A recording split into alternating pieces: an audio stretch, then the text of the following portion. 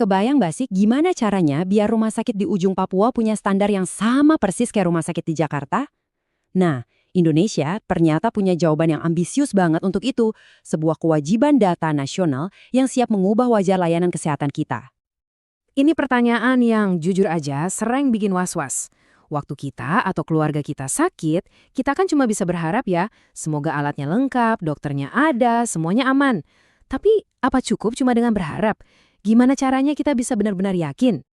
Ujung-ujungnya, kualitas penanganan medis itu ya bergantung pada dua hal ini. Tenaga ahlinya ada, dan peralatannya juga pas. Nah, tantangan terbesar buat negara kepulauan kayak kita ya ini. Gimana caranya memastikan standar ini bisa merata di mana-mana? Oke, sekarang kita coba bedah masalah utamanya dulu. Soal jaminan mutu untuk ribuan rumah sakit yang tersebar di seluruh negeri.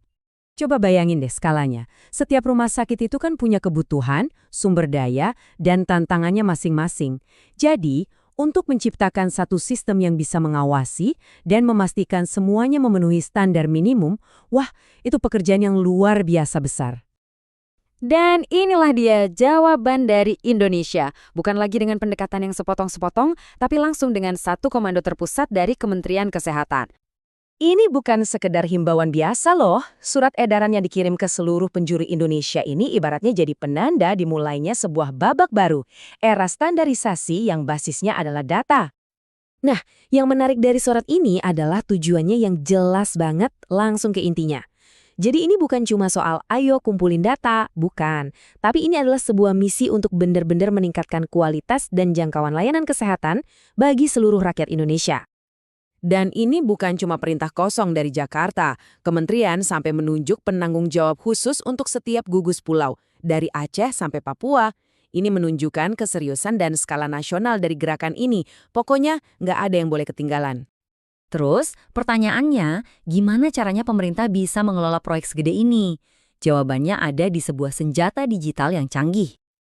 Analogi ini pas banget sih. Sama seperti sensus penduduk yang mendata setiap orang, ASPK ini dirancang untuk mendata setiap fasilitas, setiap alat, dan setiap tenaga kesehatan di semua vaskes di Indonesia. Jadi, poin kuncinya adalah Aspak ini jadi satu-satunya sumber kebenaran data soal aset medis di setiap rumah sakit. Nggak ada lagi tuh data yang simpang siur atau beda-beda versinya antar lembaga. Dan ini dia wujudnya, sebuah portal digital yang jadi pintu masuk utama buat setiap rumah sakit. Bayangin, proses yang tadinya mungkin pakai kertas bertumpuk-tumpuk dan laporan terpisah, sekarang semuanya disatukan dalam satu sistem terpusat. Manfaatnya, wah banyak banget. Dengan data terpusat, pemerintah bisa lihat peta kebutuhan nasional secara utuh, bisa dukung proses akreditasi yang lebih adil, dan yang paling penting, bisa bikin perencanaan yang lebih cerdas. Jadi tahu persis harus kirim sumber daya kemana, dan bisa ngecek kepatuhan setiap vaskes terhadap standar nasional. Oke, sekarang kita lihat dari sisi rumah sakitnya. Sebenarnya apa sih yang harus mereka lakukan? Ribet nggak ya? Prosesnya dipecah jadi 3 langkah utama. Pertama, mereka wajib mendata semuanya dari alat sampai tenaga medis ke sistem utama. Kedua, data itu harus disinkronkan supaya kelas rumah sakitnya selalu up to date.